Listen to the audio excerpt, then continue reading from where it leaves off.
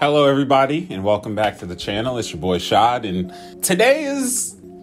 we're gonna show a little bit of remorse today. Before we start, I just want to say that I still think the Wolves shouldn't have made this trade, but I'm not gonna let my pride get in the way of me updating and correcting some of the bad thoughts or the incorrect thoughts that I had last video about Rudy. So in the last video, I called the Timberwolves the Jazz 2.0 after making the Rudy Gobert trade, and that is so far from the truth. It was a poor choice of words on my part. I have been having conversations with people in the YouTube comments or on Twitter, and we've been talking about, what the Timberwolves actually lost. So I was hyping up and I think overplaying the importance of someone like Pat Bev. While I think he's a really good agitator and while I think he is a good perimeter defender, I think the value lost with him going along with Jared Vanderbilt didn't warrant as much of a visceral reaction for me as it got. In trying to correct my mistakes, I have been watching a lot of Timberwolves detailed breakdowns, a lot of game film, all that stuff, particularly on the defensive side, because even despite all of my thoughts about how well this team is going to gel defensively with two centers, the offense I'm not as worried about. So this video is going to be a defensive oriented type of breakdown, and the start of that is talking about Jaden McDaniels, who they were able to keep in this trade, and I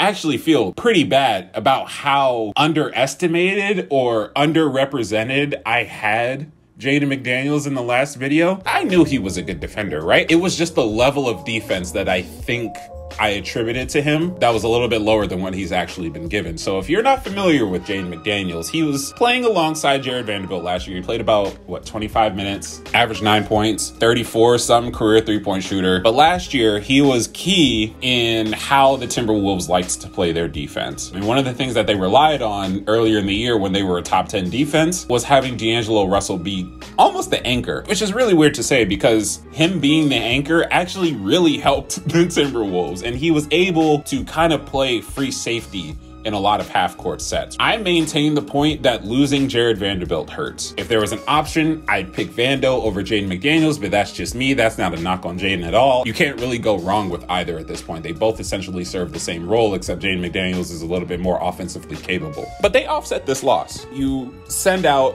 a 6'9" versatile defender. You bring in a 6'8" Kyle Anderson, who adds versatility all across the floor and not just defensively. They really like hard hedges on screens while having two people zone up away from the action on the weak side. Jaden and Vando were able to cover everyone's ass away from the ball. They were able to cover so much ground and essentially play zone when they're not manning up on the ball. And that is very, very valuable. They play a lot of heavy point of attack defense, with a lot of this responsibility being shoved onto Anthony Edwards, who I think is going to become at some point one of the best perimeter defenders in the league. His problem is that he needed to be more disciplined. Like we saw in the playoffs against the Grizzlies, where he overcovered Ja on an inbound play, which left Ja with a wide open layup, a wide open lane, and they ended up winning the game off of that. And that was because Anthony Edwards wasn't disciplined enough to keep himself between Ja Morant and the basket, especially in a situation like that where a bucket could give them the lead and give them the win. He has a lot of half-assed gambles in the passing lane and then kind of moseys back into the defensive scheme. If you're going to offload a player like Jared Vanderbilt, who offers so much versatility when it comes to being a ball hawk off of the ball,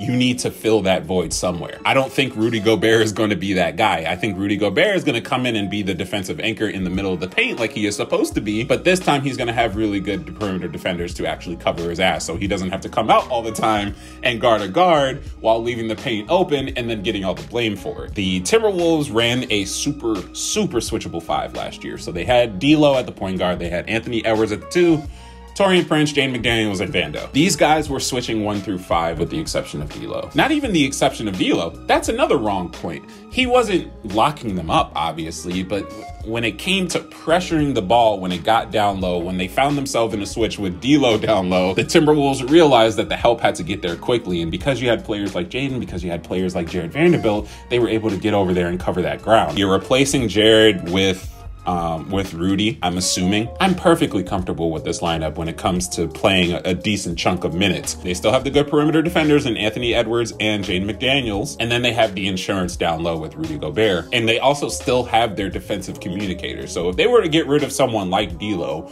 someone else would have had to step up in that role and start talking to people on defense, guiding them to where they need to be, telling you, hey, you switch over there, I'm gonna cover this guy because I can't get out there, right? He was really good in that role of being a communicator. And I think so is Rudy Gobert, because when we talk about defensive anchors, it really does not get more anchory than Rudy. He is a really good communicator. He knows where people need to be. And that's part of the problem why he was getting frustrated with the Jazz, because he knew what they had to do. He knew how they should have been defending things, but they didn't themselves. This is why him coming here is making me think that it's a really good idea, because the problems that he was having in Utah, I don't think are present with the Timberwolves. And that is the biggest change I've had in heart since making that first Rudy Gobert video. But my overarching point about this, if you haven't caught on, is the fact that they still have the length, right? You send out 6'9" Jared Vanderbilt, you bring in 6'8" Kyle Anderson. You lose agitators like Pat Bev, Jaden McDaniels gets more minutes, who is a really, really good agitator. The physical ability for this Timberwolves roster to cover Rudy's weaknesses when it comes to speed on the perimeter and lateral quickness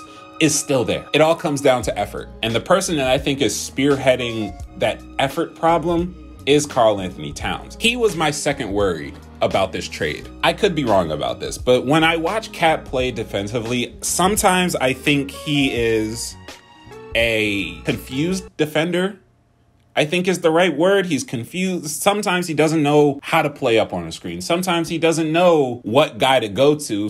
He has a problem with reading an offensive play before it happens. So one of the good things with D'Lo was that he was still able to call out what the offense was going to do. He was still able to tell people where they needed to be while he wasn't physically able to be there or physically capable defensively of doing anything about what's happening where he's pointing. Cat is not like that. So there will be times where he shows really, really hard on a screen because, like I mentioned, they love hard hedging. But then there are other times when he's playing drop on Stephen Curry. As he's being pushed into a 4, the roles on defense that were previously covered by someone like Jared Vanderbilt will now be covered by someone like Cat. I think this is a more or less a moot point because there are a lot of factors that we won't know. So how is the coaching staff going to account for Rudy Gobert? Right? How are they going to account for Cat playing the 4 now? How are they going to draw up schemes that maximize everyone's defensive potential, no matter how little or how big it is? You know, like the Cat and Rudy thing can be maneuvered around by staggering their minutes. Overall, man, that's about it. Like, I wanted to get the point across that I knew I had said some wrong things. I overreacted. Right, and I even mentioned that in that video, I was dumbfounded by just the name, and as I was letting the trade settle in, I realized how stupid it was. I let it set in for less than a day.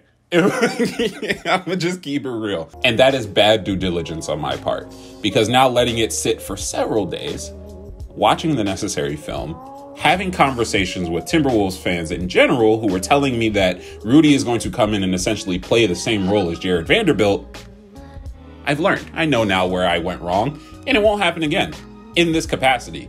This won't be the last time you see me recant some thoughts or give an updated video on some thoughts that I had about a big move, about a big trade, about a big game, whatever. Won't be the last time. I don't have that much pride to stop me from correcting myself. Like, if we're being real, right? And opinions aren't wrong, but some of the opinions I was spewing in that last Rudy video were absolutely wrong. And I'm fine with admitting that. But thank you so much. I will see y'all later. Peace out.